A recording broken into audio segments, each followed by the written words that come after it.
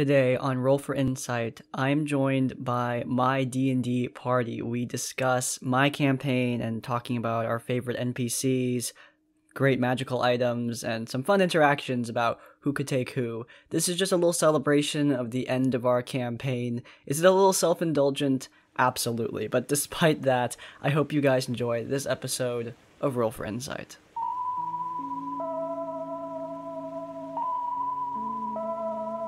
Hi, I'm Brandon. I play Yorvarex, the Dragonborn Fighter Warlock. Hi, my name is Kyla, and I played Daphne Nordstrom, the Aesmar Blood Hunter. Hi, I'm Sophia. I play Masha, the Wood Elven Cleric of Ioun. Hi, I'm Tally. I play Yue. She's a half-elven druid. Hi, my name is Caden. I play Bob Dylan, the Bard. Okay, so of all the NPCs you've met so far, what is your favorite? Delron. The one who, helped me with Ioun's temple and everything. He was definitely my favorite. He was so cool in helping us, and I remember it was right when Tally or Kyla, I think, had joined the campaign, and we were at the temple fighting, I think, the Scarlet Templar, and, we had to, go into the temple to look for something. I think it was, something that had to do with Vecna, and then we were, looking for it, and he was helping us out and, gave us a bunch of advice and stuff, and it was really nice. He was my favorite, because he was, my little Ioun buddy. Okay, so this is a weird answer because my character in the game hates him, but my favorite has to be Crawford Cyrillish. I think he's really cool and interesting, and it was just a really fun foil to my character. It was always fun to talk to him in game. So I hated him, but I loved him. He was really cool. Did you just like him as kind of an antagonist to your character? Because that's kind of what he ended up becoming over the course of the campaign. Yeah, because I didn't get to interact with him much before I joined. I joined late in the campaign, so there's a lot of past history with him. So I kind of joined right when he had this reputation that players already knew. So when he kind of transformed into that, I was like, oh, this is gonna be fun. So I did kind of like it for that reason, but also beforehand, he's just a really interesting character with kind of mysterious goals, and you weren't really sure who he was and what he was doing. They had never even seen his actual face by the time Yue met him, so it's just I liked the mystery behind it, and then having a relationship in character, a kind of bantery but also mentory kind of relationship with someone who is so mysterious. I'm like, whoa, it's so cool. I like the it's kind of two of them, the Sovereign and Crawford. Crawford was probably the coolest character, but I like the Sovereign because of Game of Thrones. Yeah, kind of a love letter to all the things I liked about the wartime aspects of that show. My favorite NPC had to be Kalia, because my character had a close relationship to her, and I really liked her sarcasm and kind of awkward character, but she was really, really powerful. I would say my favorite NPC is the earliest version of the orphan you had. I don't know what it was, but all his philosophical talks and everything were just so fun to sit down and listen to. It was awesome. How'd you feel about the way he kind of evolved through the campaign, or the way I kind of changed playing him? I think it fit with the story really well. I think the way that you changed how he was portrayed in not only how he appeared to us, but also how other characters saw him, especially Kalia. I felt it fit really well within the story, and honestly, I think that even though you changed it from that original perspective a little, I still think it ended up really well, and it was a really fun character to interact with, even though we didn't interact with them a whole lot during the last little bit of the campaign. Well, he did die. Yeah. Of your entire party, who do you think you could take in a fight? Any of them. Seriously? Could beat all of them. No, she couldn't beat Bob Dylan. I think everyone could beat Yue in a fight. I don't think you don't even think you could take on the healer? No, I mean maybe, But Yue likes Masha too much to even throw that punch, and Masha can fly. It's because she definitely couldn't beat Yorbrax, definitely couldn't beat Daphne, no way, and she definitely couldn't beat Bob Dylan because Bob Dylan would just be like shatter, be like bye. Yue has such a low armor class; she dies all the time. So maybe Masha, but honestly, they all could beat her in a fight, and I would not be surprised if they all said Yue. I think I could beat Daphne, even if she puts like everything she has into like her first turn. You think you can take it? I think I could tank it and then rush in and just throw everything I have right back. And I guess it would be up to the dice on that one. So, but if you don't hit her on that, well, no, she has a low armor class, so you could probably end up taking her down if you close distance. That's convenient, unless she's shooting you from 120 feet away, in which case, Eldritch Blast, Crispy. Oh, there you go, big brain.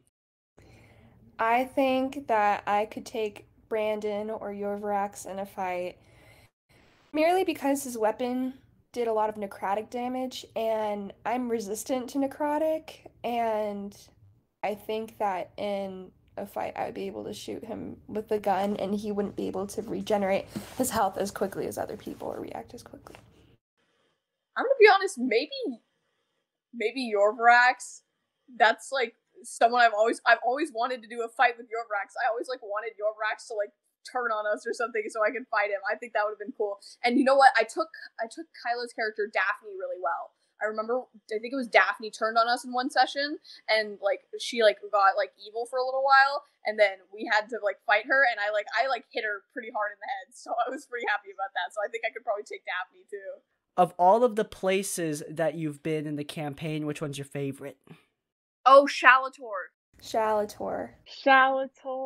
Maybe I'm just narcissistic because these are all UA Slake things. But I thought Shalator was so pretty. It was like really marbly, and it had like the Winter's Crest Festival, and I liked it. I didn't even know what it looked like when I chose that's where I wanted my character to be from. And then when I figured out what it looked like, I'm like, yes! I really liked it though. It was so pretty, and the Moonweaver was there. It was like very nice. And I like the fights that we did there. I don't think that we ever went anywhere else that looked like it. So, I mean, it kind of got destroyed after our stay there, but it looked really pretty beforehand, and I know that they can make it pretty again. Oh, what was that one city? I can't remember the name, but the halfling city, was it Lincolnshire? Yes, that was so fun. We sat there for like an hour of a session just buying fruits. And it was so much fun just being there, even though we weren't like in that city. Isn't that where we met Roran too? Oh yeah, that is where you met Roran. Roran's like big now. One of the YouTubers I interview is now officially a part of the Roran fan club. We need to send him one of those pins. We did? No, we need to. We need to send him one of those pins. Doesn't Tally have an extra? If she does, I think she said she has an extra. Hey Drake, if you're watching this, you got a pin incoming. A lot of the small setting ones. Like the temple we went to in the desert with the mind flayers, the pyramid. Yeah, the summoning church. I don't think I ever told you the name of it. Cool. Or the floating city at the end. Oh, that was cool too. I don't think I ever gave that a name. Cool. It was just like a floating city. It was cool. It was pretty cool. It rained undead. Of all of the magical items that your character hath encountered, which one is your favorite, and which one do you want to have in real life? My favorite was probably the Valkyrie's Grace, just because that was my special one, and I really liked that one. That was such a cool like card, and like it helped me out so much in some of those last fights. And then if I could have any of them in real life, honestly, probably the Flying Broomstick, because I hate driving, and so like to be able to not drive would be so nice. If I just like had a flying broomstick, I think that would be really cool because I liked using that in the campaign too. So probably that one.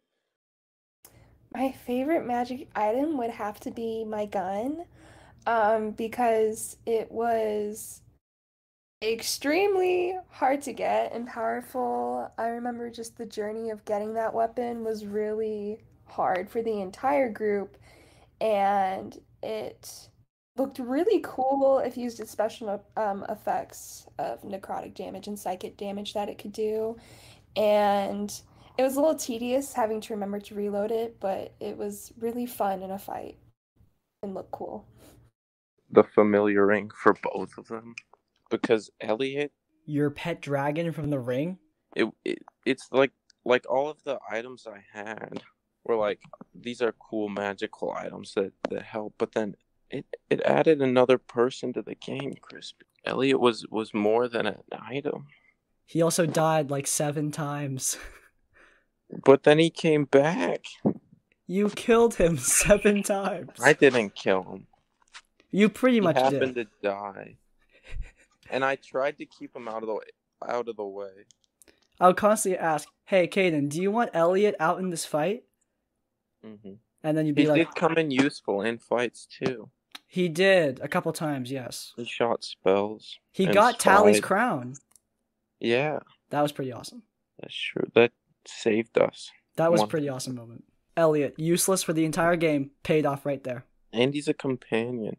Okay. Not to discredit any of my other magical items. That would be cool. Infinite alcohol. But that's true. The ale. Yeah, that would Except be cool. would the cadaver collector be coming after me in real life as well? Oh god, yeah, that would be true. So, just any of them? Okay. Any of them. So It could also be items that other people had.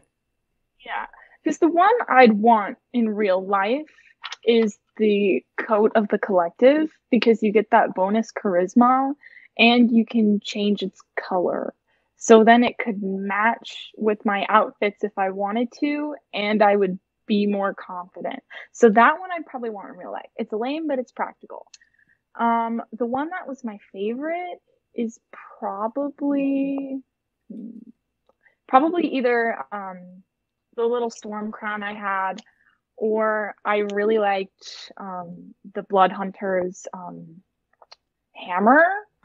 I thought that was cool. I really liked it. I took it from her, and I never used it, but I thought it was cool. I mean, you never had a reason to. You can shoot lightning never from your had a- hands. Yeah, true. Which you clowned me for, by the way. But I mean, I just yeah, thought- then I gave you a thing that makes you shoot more lightning. I think my favorite is my original chromatic great axe. Like, just the idea that my character had it for like what, a year and a half plus. Oh, frickin' wow. Yeah, it was crazy how long we had that thing for. And then the harbinger just disintegrated it in front of me, and I wasn't even conscious to see it. And that was like my connection to my whole patron and everything. So that was like, I had like a big connection to that. So I think that one was my favorite. I also love the effect with it. It was just such a fun thing to use. Other than that, I think the one I would like to have in real life, I think the Void Charm would be sick. Like, I could just like store like anything in there and just whip it out whenever. And I'm sure that obviously it's like, oh, you have to store magic, but I'm sure I could like take it with a spell and work around that. And all. So I think that would be something like really cool, just to like throw out like a charm and have just a spell at the ready just to use whenever. Okay, so when you look back, do you have a favorite natural 1 story? No one ever remembers the natural 20 stories, but do you have a favorite natural 1 story, or just like a critical fail story? Oh my gosh. Okay, no one else remembers this, but I remember we were in the mountains, we were hiking towards the fort. Yeah, so we got sent to this like Scarlet Templar castle, you know?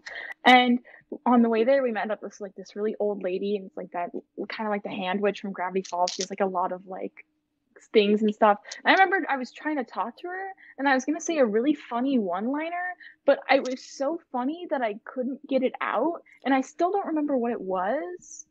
So then I just laughed, and the whole party looked at me funny, and then I just moved on. And then So an IRL natural 1? that's an IRL natural 1. And then as later in that fight, the fighter warlock in the party got turned into a lizard. Then we all forgot he turned into a lizard, except for me. So then instead of just rolling with it, after he dealt like 60, no, it was a lot of damage. I was like, wait, how's he doing all this when he's a lizard? Then all that damage just got thrown away because he was a lizard. That was my bad. I shouldn't have said anything. I should have just kept quiet, but I didn't. Okay, and finally, of all of the monsters that you fought, which one is your favorite, or least favorite, depending on your point of view? Xanathar. He was by far my favorite fight because we saw a lot of different things that I think we didn't see with other bosses. Like, for instance, we couldn't catch spells if he was looking at us, or Yue or Tally had a really difficult time with getting released from a spell where she started turning into stone and being pushed back into a wall. And that was my favorite boss. My favorite fight for me had to be the Harbinger, because that was a personal fight where I had to get my gun and he'd kind of been teasing us the entire campaign. Okay. Mechanics wise, I really liked the Lich fight.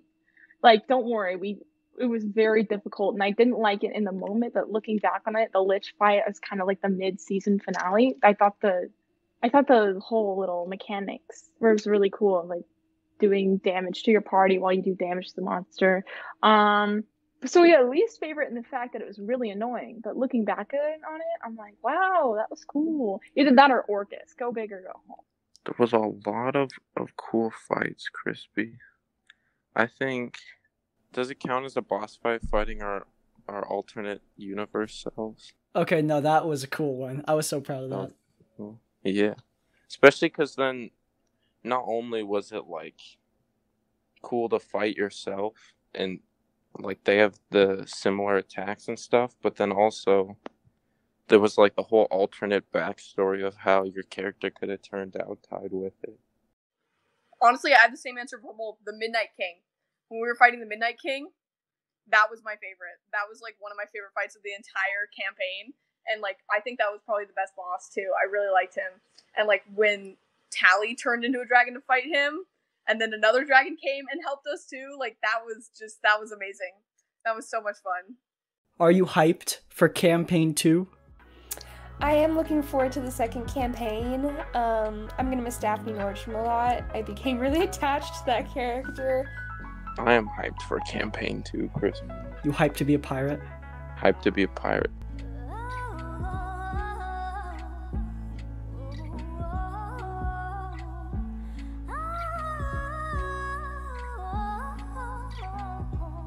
Alright, I'm gonna end off this episode with a campaign retrospective because, yeah, 2-year campaign, it's a big deal for me at least because this is the first time I've ever managed to achieve that. It was not easy to build out this homebrew world, create these items, these bosses, these locations, and I took inspiration from a lot of different places to try and vary up the campaign, and I think that was the best thing I did, was create a varied tone throughout the campaign, but still keep it in a consistent fantasy element. There was Lovecraftian stuff, high fantasy stuff, low fantasy stuff, political thrill, adventurous moments, but at the end of the day, it was all contained in the same world. It felt consistent, but still varied at the same time. And I think that is one of the things that I really am proud of, and something I recommend. If you want to keep your campaign interesting, varying up the tone is something that is really, really important. I think Critical Role models this really, really well. Each arc has a distinct feel, and that's why I think Matthew Mercer encourages players to create such varied characters, because he can create varied stories based off those characters. Variety is the spice of life with D&D. If I were to cover what was the hardest thing in this campaign, it would probably be scheduling. That's no question. Scheduling is pretty much the worst part of all tabletop role-playing games, though my party made it pretty easy on me. We were very open with communication, and that made the game much easier to play. I'm going to be starting an online campaign with this party, and it's going to be my first time DMing online, so I'm really excited for that. But it's been a great journey, and I hope you guys enjoyed this slightly self-indulgent episode of Roll for Insight. If you guys enjoyed this episode, then please do leave a like. If you want to see more of my content, then please do hit subscribe. We're going to have Critical Cunic on as our next guest, so I'm really excited for that. And finally, if you want to leave your own thoughts, go down to the comments down below. In essence, like, comment, subscribe. I will see you all next time. Farewell.